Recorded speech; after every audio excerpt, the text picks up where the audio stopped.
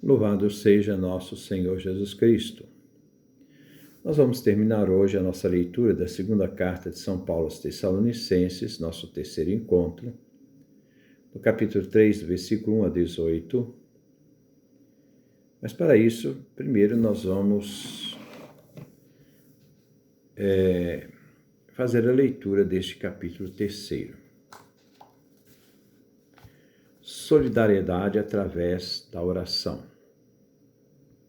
De resto, irmãos, rezem por nós, a fim de que a palavra do Senhor se espalhe rapidamente e seja bem recebida, como acontece entre vocês.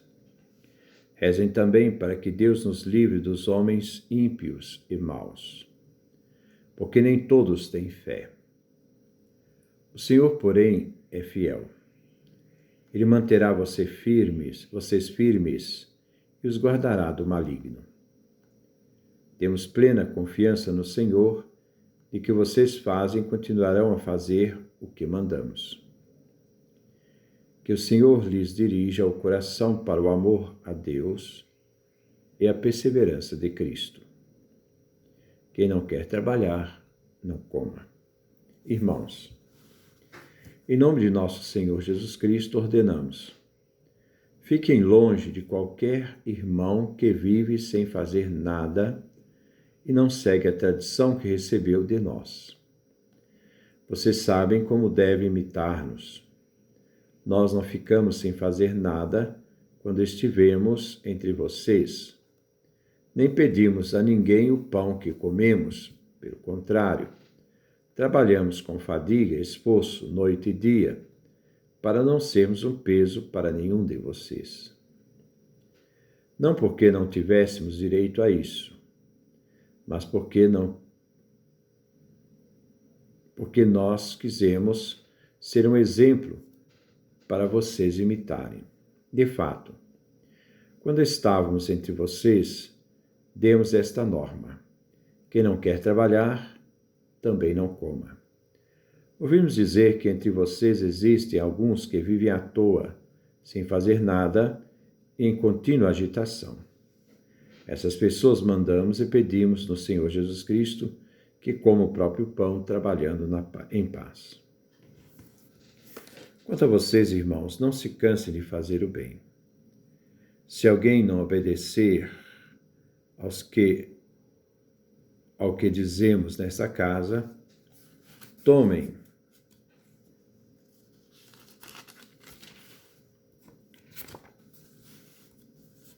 nota e interrompam as relações com ele, para que crie vergonha. Mas não o tratem como inimigo, ao contrário, corrijam-no como irmãos. Saudações finais. Que o próprio Senhor da paz lhes conceda a paz, sempre e de todos os modos. O Senhor esteja com todos vocês. A saudação é de meu próprio punho, Paulo.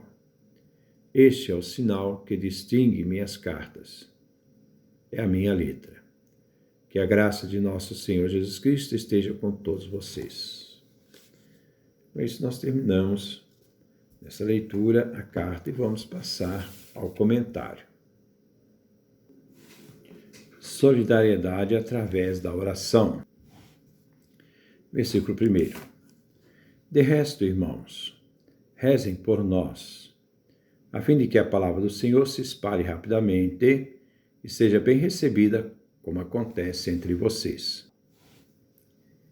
Paulo suplica aos Tessalonicenses para rezar por ele e seus auxiliares. A finalidade é que a palavra de Deus, primeiro, se espalhe rapidamente, segundo, seja bem acolhida, recebida, como também ela foi acolhida e recebida nos Tessalonicenses, na comunidade da igreja de Tessalônica. Ele faz conhecer aos Tessalonicenses que não é dele o trabalho apostólico. O trabalho apostólico é divino, é palavra do Senhor. É Deus que é o autor da mensagem. Que essa palavra divina seja bem recebida, encontre boa recepção entre os pagãos e que possa espalhar rapidamente, produzindo seus frutos. Versículo 2. Rezem também para que Deus nos livre dos homens ímpios e maus, porque nem todos têm fé. A palavra do Senhor é eficaz, mas nem todos acolhem esta palavra com fé. A mensagem encontra resistência, bem como perseguição. Essa perseguição aos anunciadores, que muitas vezes são constrangidos a não pregarem a palavra por força de agressão. São pessoas que criam barreiras para a recepção da palavra da fé para o Evangelho. Versículo 3. O Senhor, porém, é fiel. Ele manterá vocês firmes e os guardará do maligno. Os cristãos serão tentados em várias situações e perseguições, mas não serão além das próprias forças. Primeira carta aos Coríntios 10, 13. Capítulo 10, versículo 13. A confiança que os cristãos têm parte da fidelidade a Deus. Então, a confiança que os cristãos têm parte da fidelidade a Deus, pois Deus é fiel. Esta confiança faz o cristão resistir na fé. Fará os cristãos firmes e eles saberão vencer o maligno, tudo aquilo que ameaça a fé e os cristãos. Versículo 4. Temos plena confiança no Senhor de que vocês fazem e continuarão a fazer o que mandamos. Paulo, que confia no Senhor, que é fiel, tem certeza que os tessalonicenses andarão fazendo e continuarão no futuro a realizar o que lhes foi ensinado. Eles são fiéis aos ensinamentos dos apóstolos e eles são fiéis a Paulo, ao seu ensino, não só no presente, mas também o serão no futuro. Versículo 5.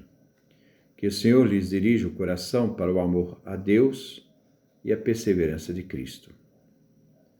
A perseverança de Cristo se refere à perseverança na espera do dia do Senhor. Deus, por sua graça, conduz os corações humanos. É Deus quem inspira o ser humano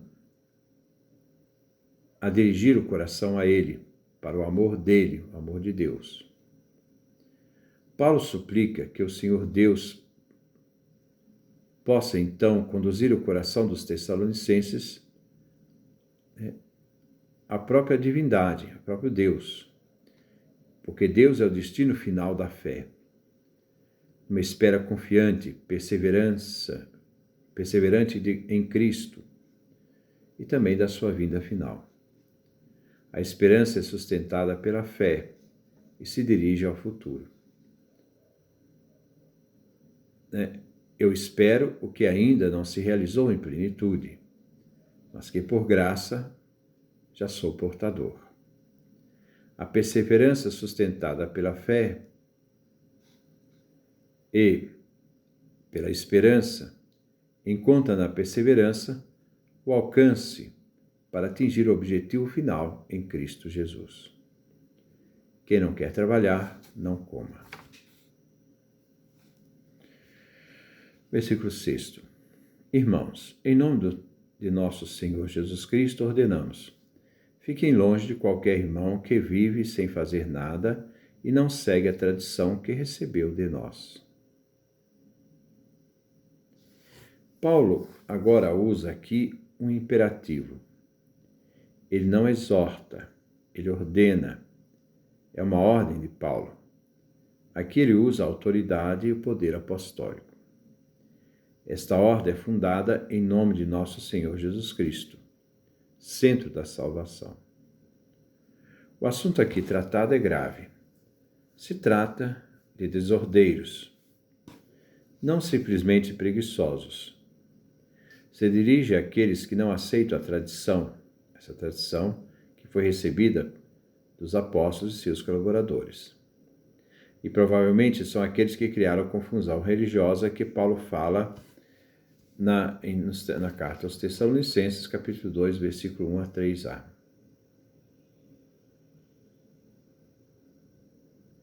Então, capítulo 2, versículo 1 a 3a.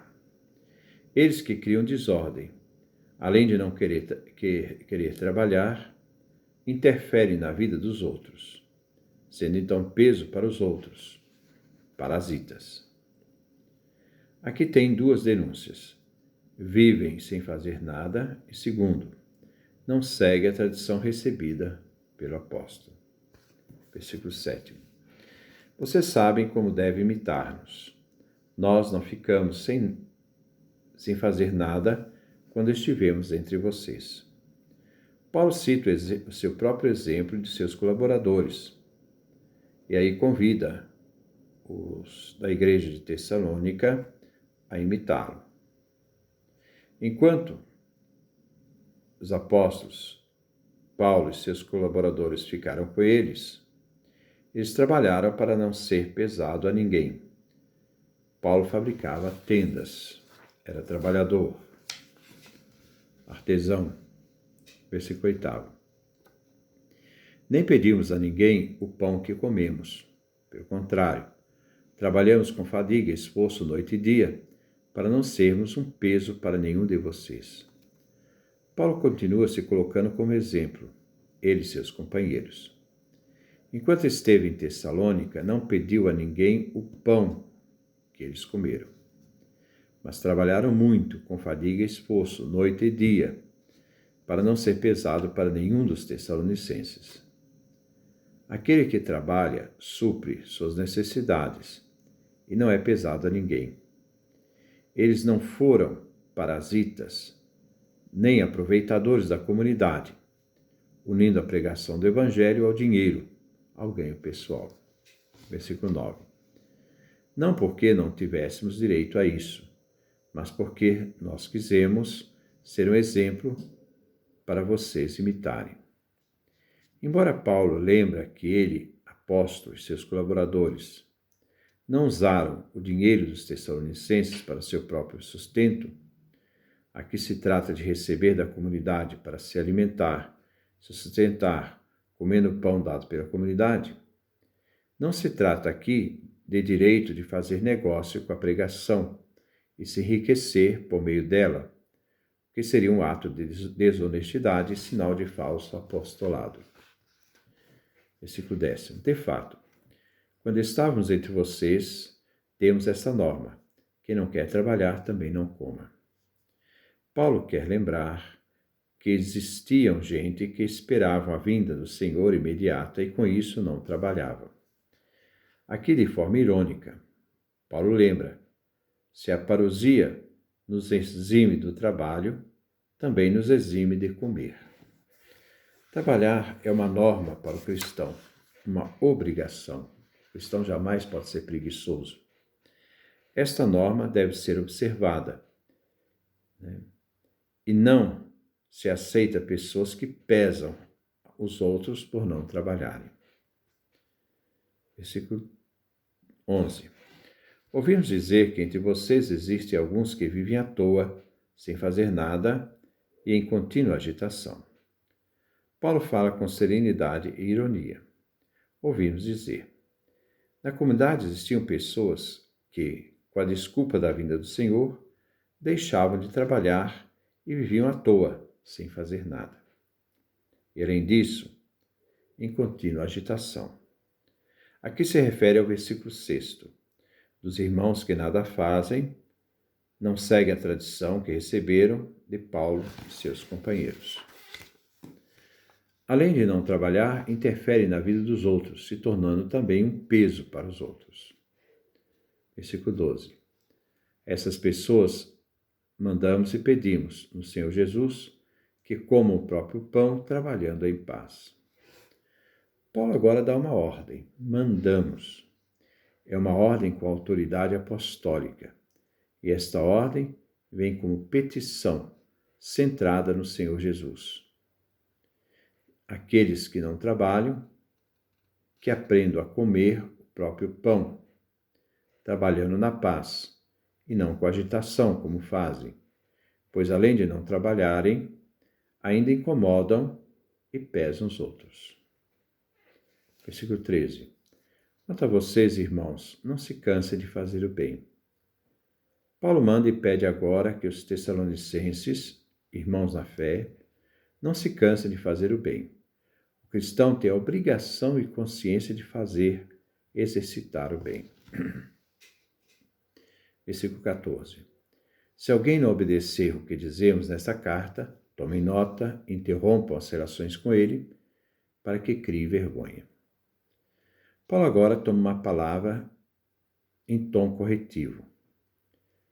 Como corrigir aqueles que não querem trabalhar e ainda tumultuam a comunidade e são pesados aos outros? Aqueles que não obedecem, que não ouvem, daquilo que se diz na carta, à comunidade, a comunidade então deve interromper relações com eles. O sentido é pedagógico, é fazer com que criem vergonha na cara, tomem consciência do que estão fazendo. Versículo 15. Não o trate como inimigo, ao contrário, corrija-no como irmão. A correção fraterna é o sentido de viver na igreja. Se pode interromper a relação com eles, mas não maltratá-lo como se fosse um inimigo. Aqui fala a alma pastoral de Paulo. A correção fraterna do irmão é fundamental para a vida da comunidade. Saudações finais. Versículo 16. Que o próprio Senhor da paz lhes conceda a paz sempre e de todos os modos. Paulo termina com uma bênção para que a comunidade tessalônica tenha a paz do próprio Senhor. Versículo 17. A saudação é de meu próprio punho, Paulo. Este é o sinal que distingue minhas cartas, é minha letra. Paulo se serve de um secretário para escrever a carta, que ele dita. No final, a saudação é feita pelo próprio Paulo, que assina a carta, Paulo. Essa assinatura distingue e dá validade às suas cartas. Versículo 18. Que a graça de nosso Senhor Jesus Cristo esteja com todos vocês. A saudação final é cristológica. A graça de nosso Senhor Jesus Cristo, isto é, a graça daquele que morreu, ressuscitou, irá vir na sua glória e virá na sua glória. Esta graça esteja com a igreja de Tessalônica aos Tessalonicenses, com os Tessalonicenses. Que Deus nos dê a sua graça, a sua bênção, sua face resplandeça sobre nós. Então, com essa leitura, nós estamos terminando essa carta de São Paulo aos Tessalonicenses e vamos dar continuidade. Próximo encontro, vamos trabalhar a carta aos Filipenses. Paz e bem.